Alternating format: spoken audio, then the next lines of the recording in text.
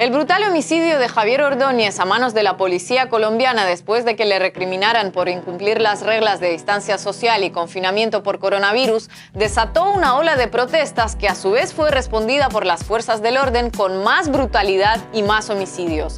Si en las masivas manifestaciones de 2019 a lo largo y ancho de Colombia se produjeron 4 muertes durante varias semanas, en las presentes ya van al menos 13, en menos de una semana, y la mayoría por arma de fuego. ¡Mírenlo! ¡Mírenlo! ¡Mírenlo! ¡Está disparando! ¡Está disparando!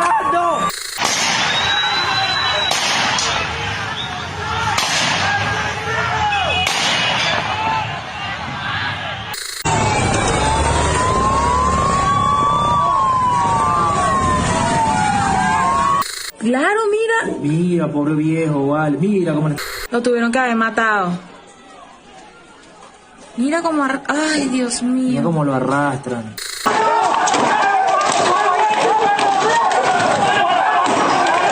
Vean, vean. Ese sin uniforme casi con una pistola.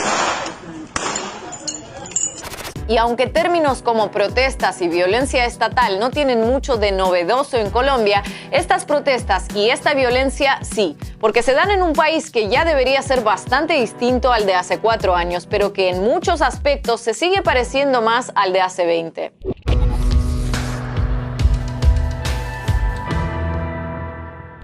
El video en el que Javier Ordóñez, ingeniero aeronáutico y próximo abogado de 45 años y padre de 2 menores, era inmovilizado violentamente por la policía a pesar de sus súplicas y la posterior noticia de su muerte, desencadenaron las protestas que se extendieron por Bogotá y sus suburbios, donde decenas de estaciones policiales fueron incendiadas por los manifestantes. La policía, y no su rama del SMAT, que es la que usualmente actúa ante situaciones de orden público, respondió como si las protestas fueran un asunto de delincuencia armada, con el saldo momentáneo de 12 muertos y más de 70 heridos por arma de fuego. Aunque inicialmente se reportó que Ordóñez había fallecido por una aplicación excesiva de una pistola Taser durante su arresto, el posterior informe de medicina legal encontró 9 fracturas en el cráneo y graves lesiones internas en su cuerpo. La víctima fue salvajemente golpeada camino a la estación policial y una vez en el interior. Según la fiscalía, existen imágenes de la golpiza que calificaron de demenciales. Las autoridades nacionales ofrecieron disculpas por el homicidio de Ordóñez, pero respecto al uso masivo de armas de fuego contra los manifestantes por parte de policías y hasta de sujetos vestidos de civil que los acompañaban, nadie termina de hacerse cargo. Y por la abundancia de videos y de casos comprobados, tanto de fallecidos como de heridos, es difícil creer que los disparos se debieran a casos aislados de funcionarios que actuaron por su cuenta.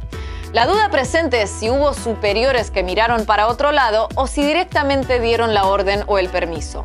El nulo efecto de los continuos llamados de la alcaldesa de Bogotá a la policía a que cesaran en el uso de armas de fuego y represión indiscriminada no hizo sino aumentar la sensación de impunidad con la que operan y con ella la frustración y la indignación de los manifestantes. Las denuncias, exigencias y hasta casi que súplicas de Claudia López tuvieron tanto efecto en las fuerzas policiales como si las hubiera realizado Maluma.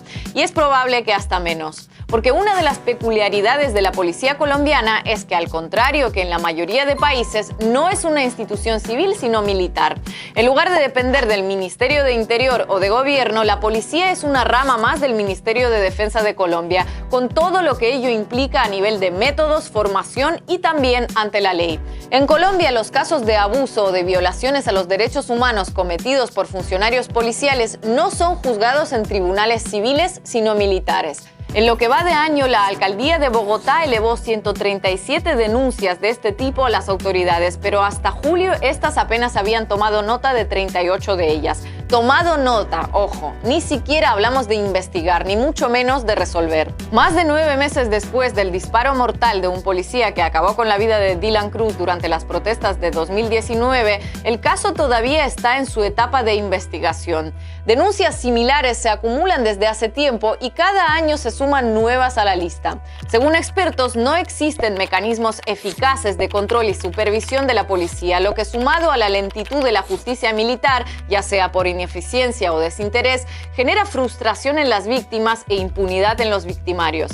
Frustración e impunidad que no solo se vive en el caso de los abusos policiales, sino también en el de los llamados falsos positivos, en los que miles de colombianos fueron asesinados y disfrazados como guerrilleros por el ejército para cobrar recompensas. O del reciente repunte en el número de masacres, unas 50 en lo que va de año, que han dejado alrededor de 200 asesinados y de las que el gobierno de Iván Duque no ofrece muchas más explicaciones ni soluciones que eufemismos como que no se trata de masacres, sino de homicidios colectivos. Todo esto, sumado a la crisis provocada por la pandemia de coronavirus, desembocó en un estallido violento que las autoridades quisieron apagar con más violencia.